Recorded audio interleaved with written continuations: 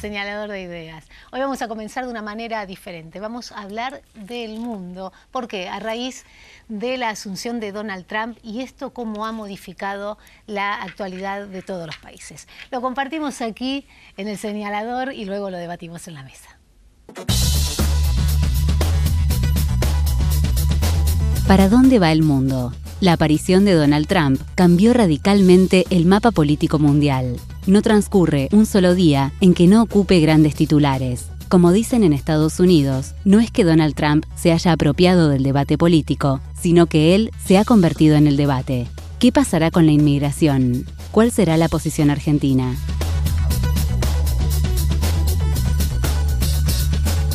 Bien, y ya están los galanes. Exactamente. Aquí presentes, que Bien hoy se han dicho. venido... Los galanes, perdón. Han Los venido galanes. afilados los dos, porque antes de que estuviéramos al aire, bueno, ya venían con unos temas para tratar y debatir entre ustedes que me parecieron sumamente interesantes, así que lo vamos a volcar aquí en nuestro programa, si les parece.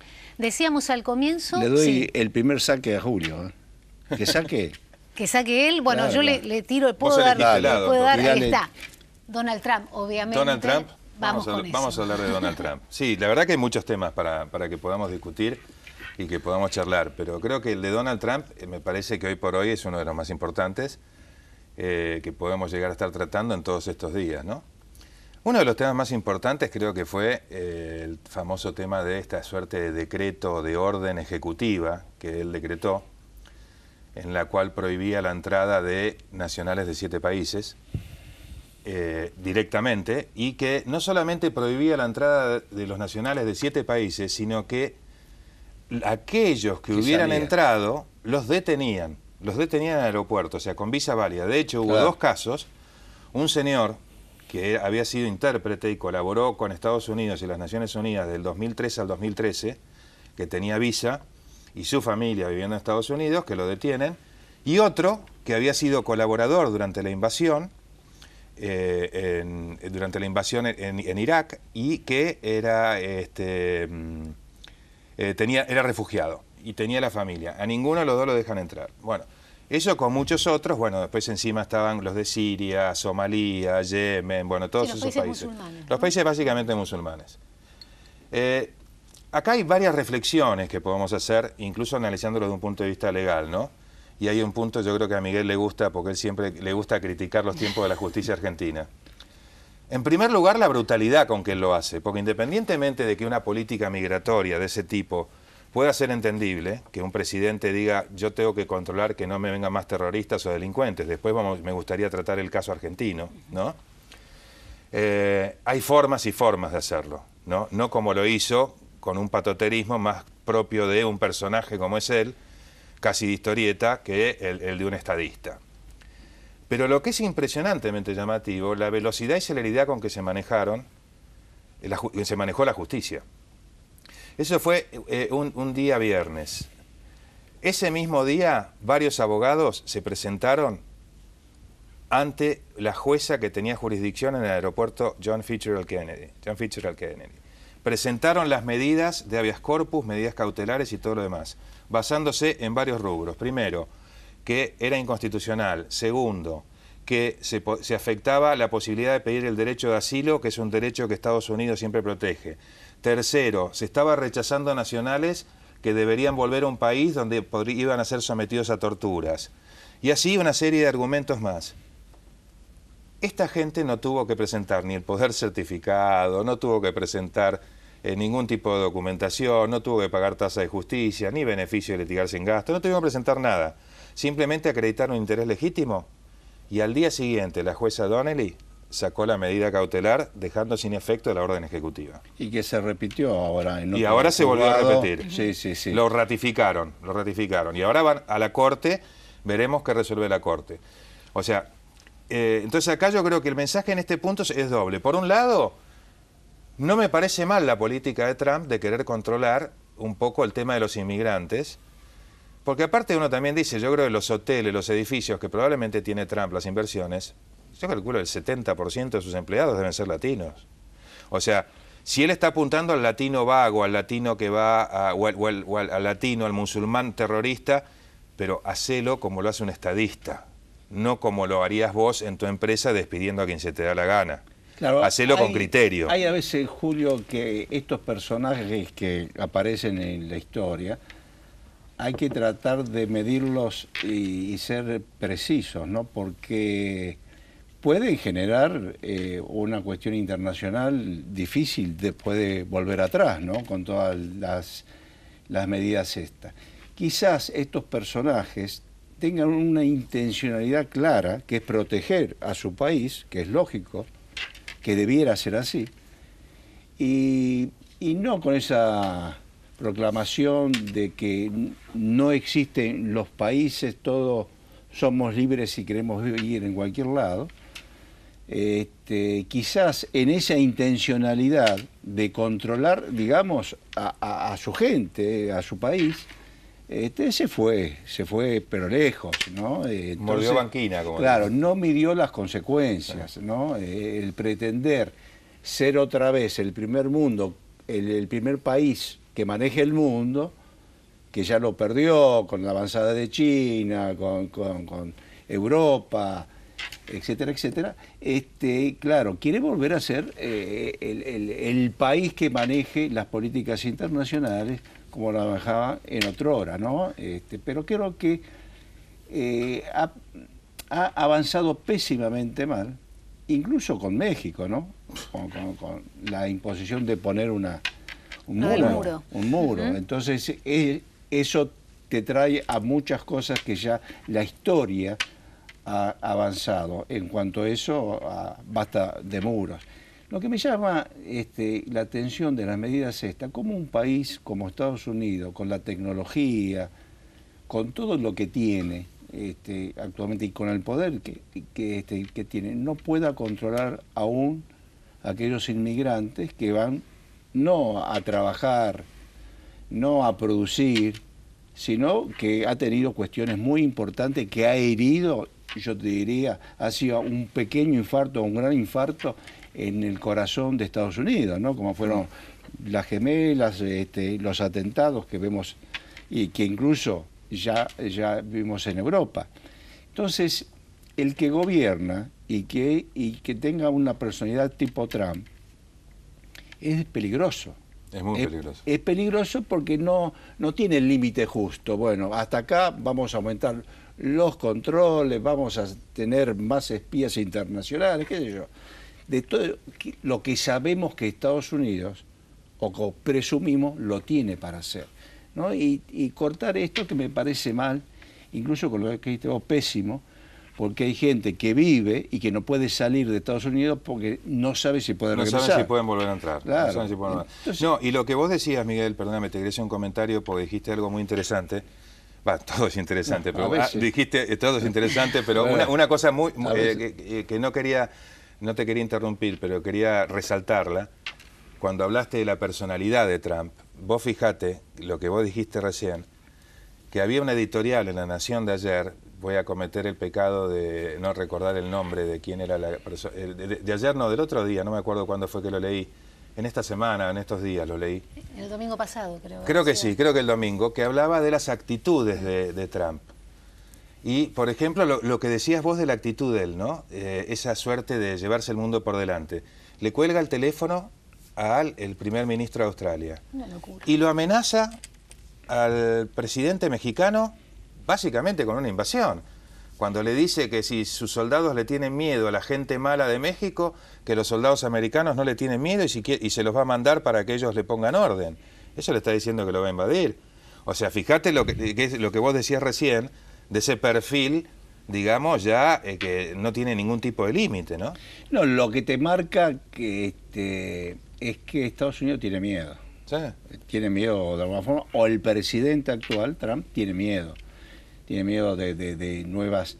Porque hay latente perspectiva que haya atentados, ya sea en Europa o en el continente americano. Hay perspectiva, ¿viste? Porque siempre estos personajes del fanatismo religioso que atacan, que destruyen, que matan, que te ponen a los chicos como bala de cañón, no les interesa la vida Y cuando no hay tercera pueden entrar en cualquier lado. No, es que ¿sabes por dónde me parece que viene? Yo creo, coincido con vos, y la única explicación que se me ocurre es que, viste que Europa, por lo pronto seguramente ha afinado mucho sus servicios de inteligencia, porque los últimos atentados en Europa, fíjate que son, o roban un camión, o roban un auto, o salen con un machete a atacar a un soldado para robarle el arma. O sea, ¿qué son atentados? Son atentados en los cuales le están demostrando a los distintos países, te voy a atacar con lo que vos no podés controlar. Claro. Entonces, ¿por qué? Porque claro, ya las bombas, los explosivos, control de armas, probablemente para eso ya tengan la tecnología los países europeos y Estados Unidos para controlarlo. Y la única explicación sería que Estados Unidos tenga miedo de que le pase eso, que si entra el terrorista, se robe un camión y entre, qué sé yo, en Manhattan y se atropelle 50 personas por la Quinta Avenida o ese tipo de atentados. Porque y la droga también, Julio. Y de la droga también, la droga también, desde ya. Y fíjate lo de un concepto estadista. Hace poco leía un caso de Putin en el cual hubo una persona de un país árabe que le pidió que quería hacer una mezquita. Sí. No sé si lo leyeron, esa anécdota. Que quería hacer una mezquita en el centro de Moscú. Y lo fue a ver a Putin y Putin le dijo, ningún problema. Pidió una entrevista con Putin, le dijo, ningún problema. Si ustedes la pagan, ustedes la ponen, decídame dónde la quiere poner. Y no, la queremos poner en un lugar céntrico. ¿Puede ser cerca de la plaza? ¿De la plaza? Sí, ningún problema. Y entonces le dice, ah, bueno, fantástico. Dice, hay un solo requisito, le dice Putin. Dice, nosotros entonces vamos a poner una iglesia ortodoxa en el centro de su ciudad. Ah, no, pero ustedes no pueden poner una iglesia rusa ortodoxa en el centro de nuestra ciudad. Nosotros somos musulmanes, no podemos aceptar una iglesia ortodoxa. Bueno, el día que ustedes puedan aceptar una iglesia ortodoxa en su ciudad, claro, yo les acepto la mezquita en la mía. Claro, eso es un estadista. Bueno, pero y ahora con el tema de Trump, digo, el propio Papa Francisco dijo que no tiene apuro de recibirlo, ¿no? Como que se tome su tiempo, digamos, para hacer la visita oficial al Papa. Pero mientras los escuchaba y el tema de las inmigrantes y demás, salió un informe, creo que fue en el New York Times, que para mí me pareció excesivo, ¿no? Que hacía la comparación que implementa Trump con el tema de la limitación de los inmigrantes con Mauricio Macri. Digo, me parece que son dos cosas totalmente distintas, sí, pero no, digo, en este informe, en este matutino, claro, digo, que tanta... No, mira, son cosas que nada que ver, o sea, me parece... yo creo que acá... Me llamó la atención que el New York Times haga esta comparación, ¿no? Y no, yo creo que son cosas que nada que ver y es una bandera que yo creo que van a levantar muchos que quieren atacar a Macri por ese lado. Acá yo creo que hay varios puntos que me parece que hay que dejar aclarados porque es como que la gente no los ve o la gente no los recibe. Acá el problema, yo creo, en la Argentina no es el extranjero.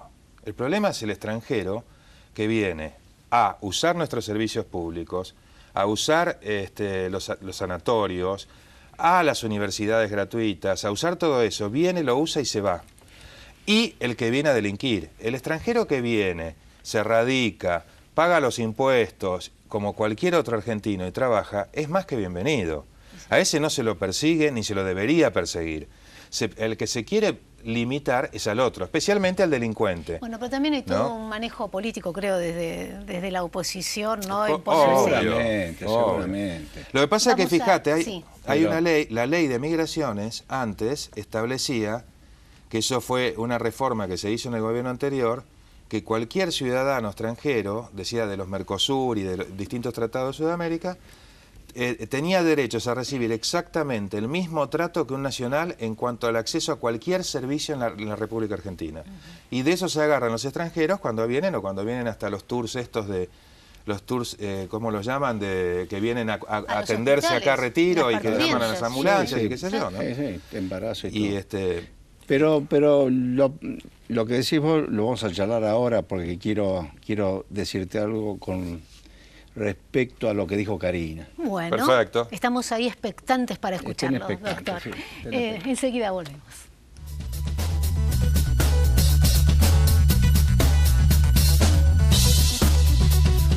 Auspicia este programa Banco Provincia.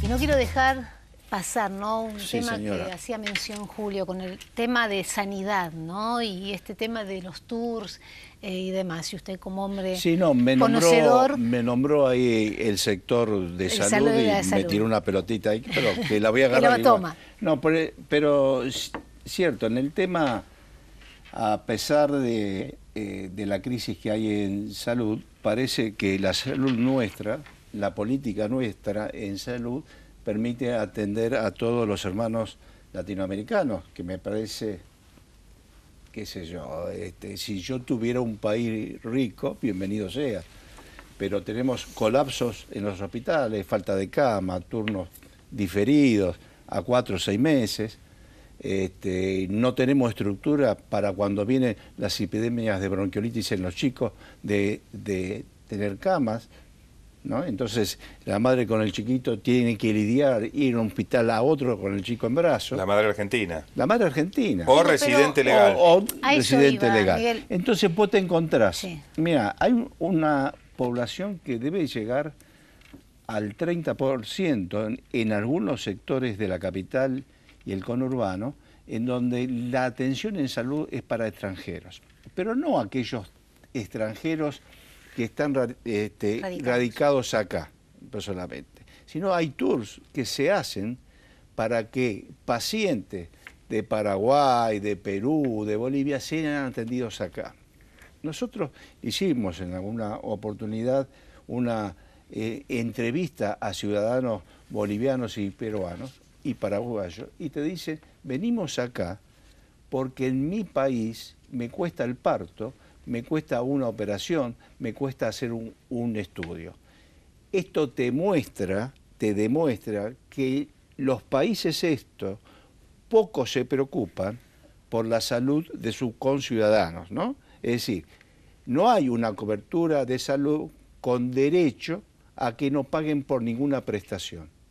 Sea un parto lo más natural que puede haber en atención de salud, es pago. Entonces vienen acá y te lo dicen tranquilamente, venimos acá porque no pagamos. Sí, digo, hacer esta diferencia, no, y dejar en claro, no los que viven acá, sino personas que viven en su país, que vienen seguro, pero en claro, el claro. tour, como dice usted. Porque tratan y no se van. estamos, Se tratan fíjate y vos, se van. fíjate vos que en salud hay un incremento de trabajadores de la salud, colombianos, Sí. peruanos incluso. Sí. Muchos en las ambulancias Claro, están. claro, en Residentes de ambulancias. en las guardias. Son muchos Están extranjeros. en general en aquellos sectores intensivos, en aquellos sectores de urgencia. Cosa que el argentino, hoy profesional de la salud, por el estrés, por los salarios, por lo que fuere, está dejando de tomar. de tomarse. Porque hace falta neonatólogos, que es un sector clave para los chiquitos enfermos que recién nacen, intensivo, pero mucho estrés y poco sueldo. Y se enferman. Los profesionales son seres humanos como cualquiera, se enferman. Entonces están dejando esas áreas que son intensivas y que le provocan al profesional y al trabajador de la salud mucho estrés, las guardias, ¿no? Entonces aparecen algunos extranjeros, colombianos, peruanos, que son la mayoría brasileños, hay algunos también. Sí, Claro, y que llegando les sirve mucho para el nosotros. Y que les currículum, les pero sirve para estudian, práctica, se para todo. preparan acá, van a facultad, hacen cursos de posgrado, y cosas que no lo tienen en su país. Entonces, yo creo que esto se soluciona con una reunión de presidentes y no como escuchamos ahora, que el presidente, creo que de Bolivia, no sé si... Sí, Evo Evo Morales.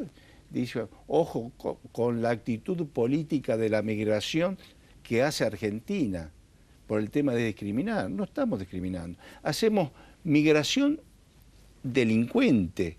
Es decir, aquellos delincuentes que delinquen, que no pasen. Es No, y lógico. aparte- Bueno, Como cuidar tu casa. Patricia Burrich se lo dijo bien clarito. Cuando le contestó, le dijo, perdón, estamos poniendo en la ley migratoria nosotros una cláusula similar a la que existe en la ley migratoria de Bolivia hace Claro, años. pero claro que sí. O sea, reciprocidad. El problema es que en nuestro país no la teníamos y era era jubileo, era totalmente flexible. Digo, básicamente sentido común. Todo habitante que quiera habitar el suelo argentino, teniendo las condiciones, teniendo los papeles en orden como corresponde, nada más ni nada menos. Y sin antecedentes penales. Porque esto ha provocado algo, ¿no? Que salga al tapete, desgraciadamente, por el avance del narcotráfico en el país, las fronteras. Bueno, Patricia Bullrich dieron varias estadísticas. Mirá, por ejemplo, en el Servicio Penitenciario Federal se calcula que el 21% de los presos del Servicio Penitenciario Federal son extranjeros. 21%. Son más o menos 2.342, de los cuales 1.584 están procesados y 750... condenados y 750 tienen condena, correcto. Hay 890 de esos presos solamente de los 2.342 que tienen primaria completa. O sea, para que veamos también, o sea, que no es que vinieron a trabajar, a estudiar, a formarse y todo lo demás. Y muchos tenían antecedentes penales. O sea, ¿qué es lo que hizo este gobierno? Incluso con las modificaciones que estableció en el artículo 29. Lo que establece por este decreto, que después se discutirá, bueno, es un decreto de necesidad y urgencia, si puede afectar la ley o no, pero bueno, la idea es que se lo ratifique.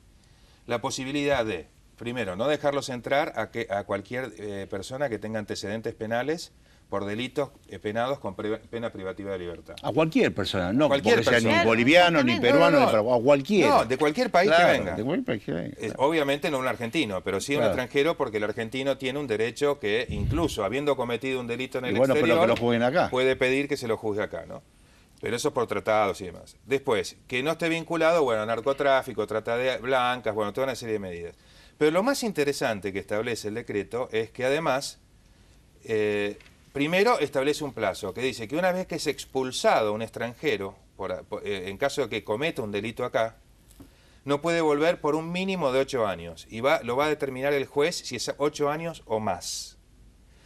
Pero lo más interesante de todo es que se le podrá revocar la residencia a aquellos extranjeros residentes que cometan delitos. Porque se acuerdan que hubo mucho mercado negro en su momento, que los DNI poco menos que se vendían, hace muchos años atrás. Entonces, no, muchos años. Sí. No sé, pero se vendían. Anda a preguntarle a Infran. Bueno, por eso, o Infran, por ejemplo. En Formosa, ¿no? Yo creo que eso, a mí, honestamente, la crítica que le hacían era el tema de los tiempos. Yo, honestamente, le agregaría, una opinión mía, como abogado, pero yo le agregaría una pata más a ese decreto. Que sería la opción de decir, para todos aquellos delitos en los cuales hubiera conformidad de la víctima, y el delincuente de alguna manera se hiciere cargo, garantizare los eventuales daños o costos, si el propio delincuente, antes de ser elevada a juicio la acusación, pide ser expulsado del país y el delito no tiene una pena superior a tanto, con la conformidad de la víctima o de los familiares, obviamente, y con la conformidad del juez, sino que sea una opción de la víctima y del juez, que también se lo pueda expulsar, pero ahí con una prohibición de ingresar al país por 20 años. Hay algo que te quiero porque preguntar, lo que critican es los tiempos. Claro, exacto, a eso te vas, iba. pero no volvés más. No, pero aparte el tiempo que la justicia le podía llevar para extraditar a un delincuente. ¿Me entendés? Entonces, ahora fíjate vos que eso es lo que se agarran de la oposición, porque diciendo lo que van a tardar en todo el proceso judicial para decir, este es delincuente, está comprobado, después viene el abogado, te pide la excarcelación, etcétera, etcétera. Ahora, teniendo el concepto ¿cómo en el caso, te acordás del pibe Brian? No, eso fue una vergüenza. Y bueno, eso fue sí. Inmediatamente, se lo mandaron a los abuelos, creo que... Honestamente, yo como abogado no quiero juzgar lo que hizo un juez porque no leí a fondo la sentencia, leí lo que dijo la prensa. Pero el juez tenía muchas alternativas. Por lo pronto, la ley es clara, le puede aplicar una medida de seguridad, porque la peligrosidad estaba demostrada. Bueno, ustedes trajeron otro tema aquí entonces, ya que no, pero tiene que ver cómo expulsan rápidamente cuando quieren. Claro. Pero también digo, Miguel, otro tema candente, que es el tema de la baja de la imputabilidad de los menores, ¿no? Sí. Que también tiene muchas críticas de un sector de El problema que todavía, política. no sé si es un tema para hoy, que no sé si nos va a dar el tiempo, o si es un tema para tratarlo en algún otro programa, pero mientras sigamos imbuidos de la doctrina Zaffaroni, con esa Que suerte de tuvimos muchos garantismo años, extremo, hay tantas cosas que se deberían modificar. Y por otro lado, un comentario nomás quería hacer, que una reflexión, cambiando radicalmente el Y tema. ya pero para ir cerrando el programa, y prepare su reflexión también. sí, yo lo único que quería hacer es que simplemente me alarmó una cosa que leí de la diputada Cecilia Moró, en la cual ella está proponiendo una ley en la cual sea delito negar que fueron 30.000 los desaparecidos. Y además que sea delito cualquier persona que apruebe, justifique, toda una serie de cosas. O sea, yo creo que ahí se está atacando la libertad de pensamiento, la libertad de opinión, y algo mucho más grave, en materia penal no se puede aplicar la ley penal por analogía.